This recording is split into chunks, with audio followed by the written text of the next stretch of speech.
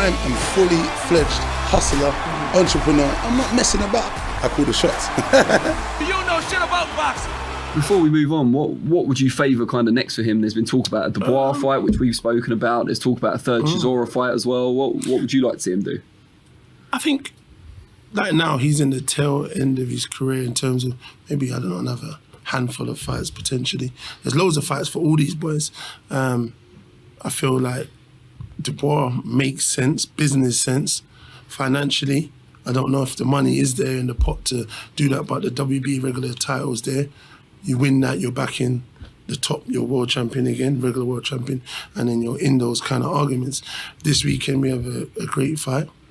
The loser of that is an option, which is a huge fight again. And then you've still got Andy Ruiz versus Ortiz on September the 4th.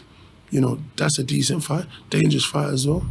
Deontay Wilder is a good fight as well, but he said he ain't fighting Dillian at any time. So I don't know, but that's like a handful of fights which are potentially good pay-per-view sales. I know Sky are talking about the Parker fight.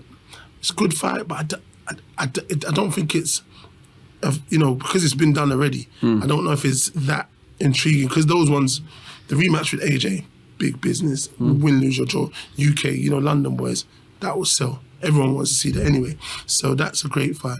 Wilder, great fight. Andy Ruiz, because he beat Joshua, it's a great fight. Because fans like, people are like, oh shit, you know, like, oh, the winner, any one of them, they're both still half decent because he's former champion, whatever. So that's 4 fights that are really decent fights, but will do good numbers. And it's the transatlantic, most of them. Joe Joyce?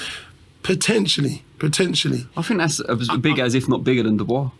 I think it's a harder if he fight beats anyway, Parker, because he's got a hell of a chin. But the only thing is, Dillian punches harder than most of the guys he's faced.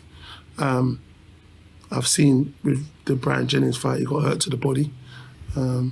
Just like the man fighting Weekend, they don't like body shots, those guys.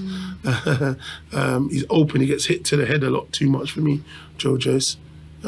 He's a big, strong chap though, big, strong chap. Got a hell of a tank. Yeah, so it's definitely a good fight. That's definitely a fight that's there, but it's got to make sense because he's big, tough, strong, and fit. So when you're weighing up what it is, there's not I don't know if the money tallies up, because the press conference ain't going to be the best press conference. So it won't be with Dubois either, trust me. Yeah, as well. But you got to remember, he's got a belt. And he's got more vulnerabilities that have been shown as well. As well. So, you know, if you're playing your smart card, you'd look at that. But I don't know, Dillian's, I'm sure he's open and looking at whatever they're looking at. But those are definitely names that, you know, they're thinking of. He's been more than vocal about them already. So I just hope his fight doesn't drop in any my vacation times. You know what I mean? That's what I said to him, when you fighting? And he's like, well, I said, well, I'm going away soon. He said, that's nothing to do with me. I said, I didn't say it was. So you didn't fight? No, it was a video call. But we do get to that. So he always goes, so come here and fight me then. I'm like, my friend, I'm busy. I've got no time to come there and fight you. Yo, Danny Flexen here. Think you know shit about boxing? There's only one way to find out.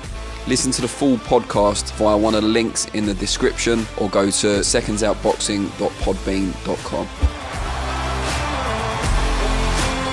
You know shit about boxing.